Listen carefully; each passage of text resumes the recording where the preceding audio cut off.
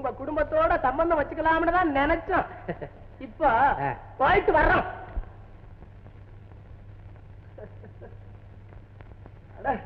கண்ணாடி இங்கே இருக்குது. அப்பா, நம்ம வாழ்க்கையே சோக கதையா ஹாஸ்ய கதையானே புரியல. இல்ல மர்ம கதையாகாத வரைக்கும் சேமண்டா. ஹலோ டாக்டர், எங்க வந்தீங்க? உங்க செக்ரட்டரி போன் பண்ணி உடனே உங்களை வந்து பார்க்க சொன்னாங்க. ஏன், இங்க யாருக்கு என்ன உடம்பு? உங்க போக்கே எனக்கு புரியல, அதனாலதான் டாக்டர் வர சொன்னேன். அது என் கடமை தானே. மிஸ்டர் குமரன், உங்களை நான் இப்ப டெஸ்ட் பண்ண போறேன். இந்த ஒரு ஊர்ல காமிச்சா என்ன அர்த்தம்? தொழிலாளிகிட்ட இப்படி காமிச்சா சம்பளம் வாங்குற முதல் தேதின்னு சொல்லுவாங்க. இந்த 1ஆம் தேதியை நம்பித்தான் அவங்க உயிரியை வச்சுட்டு இருக்காங்க. இதையே நம்ம சின்னையா நம்மகிட்ட காமிச்சான்னா ₹1 கடன் கேட்கறான்னு அர்த்தம். அவனுக்கு அன்னாடு இது தேவை. பள்ளிக்கூடத்துல இதுக்கு அர்த்தமே வேற. உங்களுக்கு தான் தெரிஞ்சிருக்கணுமே, படிச்சவராச்சே. சரி, இதுக்கு என்ன அர்த்தம்? எலக்ட்ரீஷியன் கிட்ட காமிச்சா இத பாசிட்டிவ்னு சொல்லுவாங்க, இத நெகட்டிவ்னு சொல்லுவாங்க. இதையே வெள்ளக்கார கிட்ட காமிச்சா ஒன்னு சேர்த்து வி ஃபார் விக்டரின்னு சொல்லுவாங்க. சரி, இதுக்கு என்ன அர்த்தம்? தமிழ் புலவர்கள் அறத்துப்பால், பொருட்பால், காமத்துப்பால்னு சொல்லுவாங்க. இதையே கடன் கொடுத்தவங்கிட்ட கடன் வாங்குறவன் கொஞ்சம் வசதி காமிச்சான்னா அர்த்தமே வேற. ஆல்ரைட், இதுக்கு என்ன அர்த்தம்? அனாசின் உங்களை 4 விதத்தில் குணப்படுத்துகிறது. தலைவலியா, இருமலா, ஜலதோஷமா, காய்ச்சலா? காய்ச்சலா, ஜலதோஷமா, இருமலா, தலைவலியா? ஏமண்டி அனாசின் தினண்டி வாதபடகண்டி அவனண்டி டிங் டிங். உங்க ஆஸ்பத்திரியில படுத்திருக்கும் போது இப்படி கைய காமிச்சா கடைசியா 4 பேர் தூக்கிட்டு போவாங்கன்னு அர்த்தம். பரவாயில்லையே. சரி, இதுக்கு என்ன அர்த்தம் சொல்லுங்க. சொல்றேன். மகாபாரதத்துல வர்ற பஞ்ச பாண்டவர்கள் நகுரன், சகாதேவன், தர்மர், அர்ஜுனன், பீமன், இத்தனைக்கும் பொதுவா நம்ம அம்மா திரௌபதி. பாரதமே என் கைக்குள்ள இருக்குது. இன்னும் ஏதாவது டெஸ்ட் இருக்கா? மாலதி அம்மா அவர் தெளிவாத்தான் இருக்காரு. அப்புறமா வந்து முதல்ல உங்க டெஸ்ட் பண்ணிக்கங்க.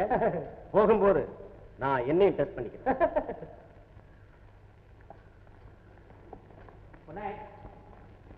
சார், இவ்வளவு அறிவாளியா இருக்கீங்க, இருந்தாலும் ஏன் சார் உங்களுக்கு ஒரு நிலையான குணம் இல்ல? உலகமே ஒரு நிலையில் நிக்காம சுத்திட்டே இருக்குமா சார்? நிம்மதியே உங்க முகத்துல காண முடியலையே. மாலதி, நான் என் சின்ன வயசுல கடல் தண்ணீர் அறையெல்லாம் ஓஞ்சதுக்கு அப்புறம் தான் குளிப்பேன்னு அடம் பிடிச்சுதான் எங்க அப்பா சொல்லியிருக்காரு. அதுக்காக நான் இன்னும் குடிக்கிறேன்னு அர்த்தம் இல்ல, அவரா என்ன முக்கியம் எடுத்திருக்காரு. அந்த கடல் தண்ணி மாதிரி தாமா இன்னும் என் மன அலமோதிட்டே இருக்குது. எப்படி வாழணுங்கிற முடிவுக்கு வர முடியாம ஒரு நாள் நல்லவனாவும் ஒரு நாள் கெட்டவனாவும் இருந்துகிட்டே இருக்கு. அது தவறு சார். இன்னைக்கு நல்லவரா வாழ்ந்துட்டு அந்த பையனை அனுபவிக்கிறதுக்குள்ளேயே நீங்க கெட்டவரா மாறிடுறீங்க. கெட்டவனா மாறனா அந்த தண்டனை அனுபவிக்கிறதுக்கு முன்னாலேயே அடுத்த நாளே நான் நல்லவனா மாறிட்டேன் இல்லையா? இப்படியே வாழ்ந்துகிட்டு இருந்தா இந்த உலகத்தை பத்தி நீங்க ஒரு முடிவுக்கு வர முடியாது. சார், நான் உங்ககிட்ட ஒண்ணு சொல்லலாமா? தாராளம். உரிமையோட மனம் திறந்து சொல்றேன். நான் 6 மாசம் எச்சரிக்கை இருந்திருக்க வேண்டாம். அதில்ல சார், உங்களுக்கு நான் ஒண்ணு சொல்றேன். 6 மாசம் நல்லவராவும் 6 மாசம் கெட்டவராவும் வாழ்ந்து பாருங்க. அப்ப நீங்க நிச்சயம் இந்த உலகத்தை புரிஞ்சுக்க முடியும்னு நான் நம்புறேன். மாலதி, உன்னை எப்படி போடுறதுன்னு எனக்கு தெரியல. மத்தவங்க புகழ்ந்த மாதிரி காப்பி அடிச்சு சொல்லலாம்னா அது எனக்கு பிடிக்காது. ஒரிஜினலா சொல்லலாம்னு பார்த்தா அது உனக்கு பொருந்தாது. நீ சொல்றபடியே செய்யறம்மா. இன்னைக்கு ஜூலை 1ஆம் தேதி, டிசம்பர் 31ஆம் தேதி வரைக்கும், அதாவது 6 மாச காலம் நான் நல்லவனாவே இருக்கிறேம்மா. ரொம்ப சந்தோஷம் சார். அன்புள்ள செக்ரட்டரி, இன்னைக்கு என்ன ப்ரோக்ராம் சொல்ல முடியுங்களா? சார், இன்னைக்கு ரோட்டரி கிளப் மீட்டிங்ல நீங்க பேசுறதா ப்ரோக்ராம். எதை பத்தி பேசணும்னு சொல்ல முடியுங்களா? சோஷலிசத்தை பத்தி. அங்க அந்த படம் ரெடிங்களா? Ready sir. போறதுக்கு கார் ரெடிங்களா? ரெடி. நீங்க ரெடிங்களா? எவர் ரெடி? நானும் ரெடி. நாடகமே உலகம், நாளை நடப்பதை யார் அறிவார்? அப்பா, நாடகத்துக்கு போயிட்டு வரப்பா. என்னடா வேஷம்? ஜோசியர் வேஷம். இன்னைக்கும் பணம் ஏதாவது உண்டா? நிதி தானா? நிச்சயம் பணம் உண்டுப்பா. உன்னைத்தான் நம்பிக்கிட்டு இருக்க. ரேஷனுக்கு கண்டிப்பா ரேஷன் வாங்கலாம். ரேஷனே நினைச்சுக்கிட்டு தொழில் பண்ணாத. நம்ம வறுமை தொழில தெரியப்படாது. நிறைய கைதட்டல் வாங்கணும்டா. நான் தெருவில் போனாலே கை தட்டுறாங்கப்பா. அந்த கைதட்டல் வேற. வெத்தலா கடையில கடை வாங்கியிருப்ப, அவன் கைதட்டி உன்னை கூப்பிட்டு இருப்பான். நாடகத்துல கைதட்டல் வாங்கணும் போ. இப்போது நண்பர் குமரன் அவர்கள் சிறப்புரையாற்றுவார். வணக்கம் பெரியோர்களே, தாய்மார்களே. இப்பொழுது நான் இந்த உலகத்தின் முதல் சோஷலிஸ்டின் படத்தை திறந்து வைக்கப் போகிறேன். அவரோ என்று எண்ணலாம், அவர் இல்லை. இவரோ என்று எண்ணலாம், இவரும் இல்லை. எவரோ என்று எண்ணலாம், யாருமே இல்லை.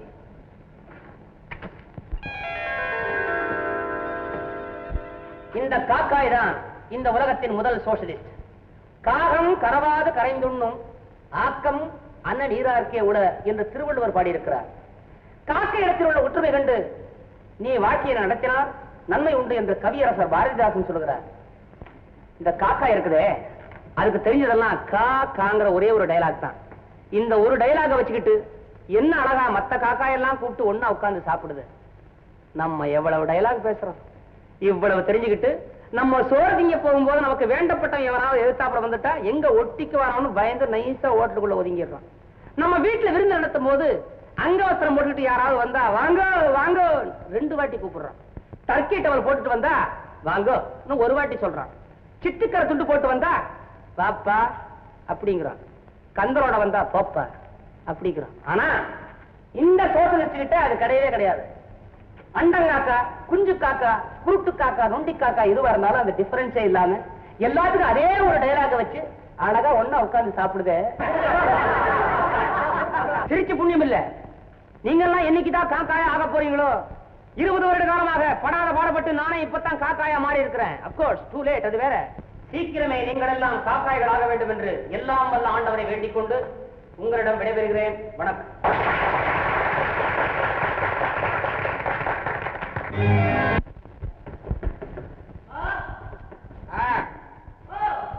வந்துட்டா. ஆமா, என்ன ஒண்ணு ராத்திரி எல்லாம் காணா? நாடகத்தை முடிச்சிட்டு வந்த வாச கதவு சாத்தி இருந்தது.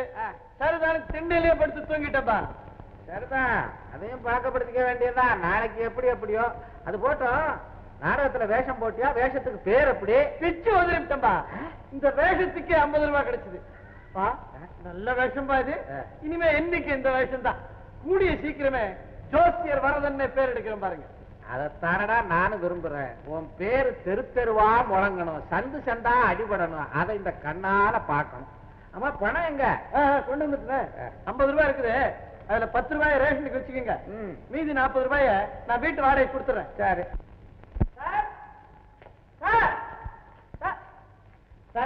வாடகை பணம் கொண்டு வந்திருக்கேன், வாங்கிக்கிறீங்களா? கொடு.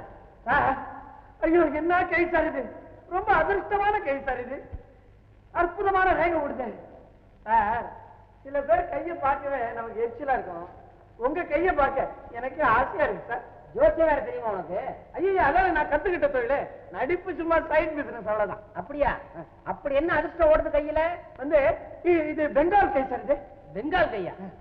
பெங்கால் இருந்து தெரிஞ்சு தெரியாம சினிமாக்காக தான் வருதுன்னு கேள்விப்பட்டிருக்கேன். கையுமா வருது? வந்திருக்குதே. முந்தின பிறவியில நீங்க பெங்கால்ல பிறந்திருக்கீங்க. பெங்கால்ல உங்க பேரு தேவதாஸ். காதல்ல தோல்வி அடைஞ்சு உலகே மாயம் வாழ்வே மாயம் அப்படின்னு பாடி தீர்த்துட்டு ஒரு மாட்டு வண்டியில வந்து ஒரு திண்ணல விழுந்து செத்துட்டீங்க சார். அப்புறம் இப்பதான் பிறந்திருக்கீங்க. நீங்க தான் அந்த தேவதாஸ். தேவதாசா? தண்ணி போட்டேன்றியா? சொல்லணுமா சார்?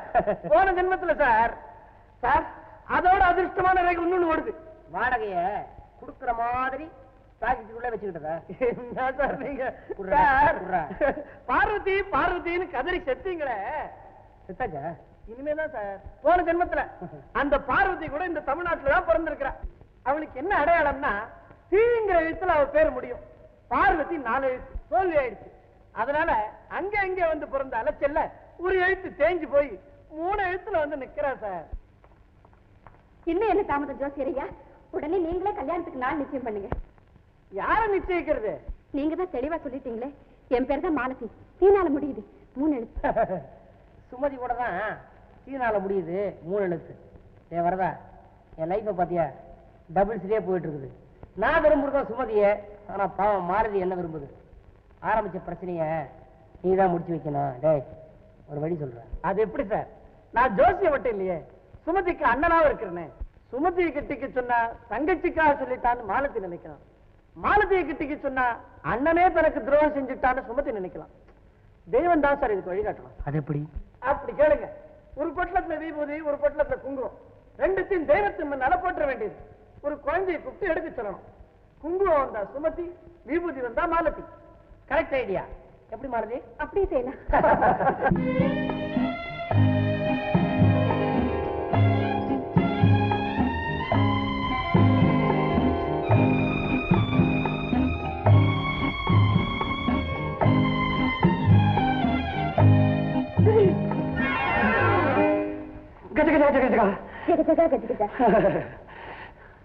வாசுமதி அப்பா வரல? கொஞ்ச நேரத்துக்கு நீ எங்க வராம போயிடுவேன்னு பயந்து போயிட்டேன் தெரியுமா? என்னங்க கட்லிக்கெல்லாம் பூ சுத்தி இருக்கேன். ஆறாவா கட்லுக்கு சுத்தம் பண்ண எனக்கா சுத்துவாங்க? வந்த உடனே லைட்டுக்கு சுவிட்ச் எங்க இருக்குன்னு பாப்பியா? அதை விட்டுட்டு கட்லுக்கு என்ன சுத்தி இருக்காங்கன்னு பாக்குறிய?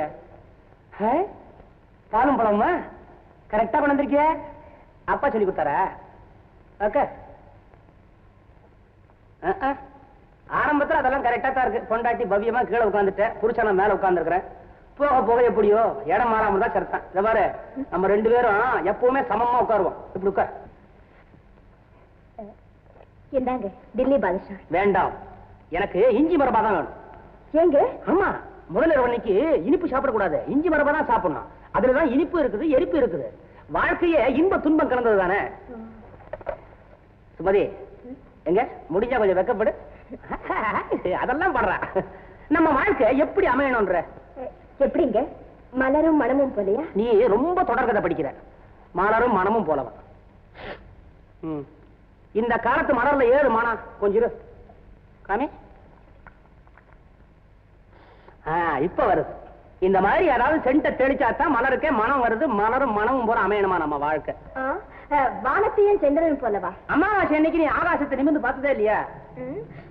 நகமும் செதையும் போல கடிச்சு கடிச்சு துப்புறதுக்கா? எப்படி? வாயும் பொல்லும் போல, வள்ளுவரும் வாசகியும் போல தானங்க. விளையாடுறியா? நமக்காவது குழந்தை பிறக்கட்டும். சுமதி, நம்ம வாழ்வு எப்படி தெரியுமா அமையணும்? சுமதி, அங்க பாத்தியா கடியாரம்? அதுல இருக்கிற சின்ன முள்ளுதான் நீ, நான் தான் பெரிய முள்ளு. அந்த சின்ன முள்ளு மாதிரியே நீ அழகா அடக்கமா சுத்தி வரணும். நானு அந்த பெரிய முள்ளு மாதிரி வேகமா உன்னை சுத்தி சுத்தி வந்துகிட்டே இருப்பேன். சுமதி, சுமதி, கஜகஜா ஜெகஜகா கஜகஜா ஜெகஜகா கஜகஜா ஜெகஜகா கஜகஜா. பயமா இருக்கு, லைட் போடு. பயமா இருக்கு, லைட் போடு.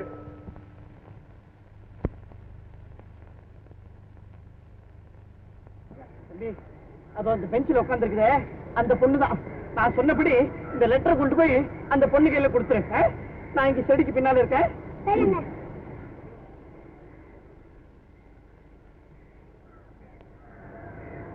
இந்த லெட்டரை உங்க கையில கொடுக்க சொன்னாரு. யாரு? அவர் அந்த செடி மரம்ல இருக்காரு. சரி, இந்த அப்படி. அன்பே, நான் உன்னை காதலிக்கிறேன். உனக்காக செடி மரபில் காத்திருக்கிறேன். உன் அடிமை வரது.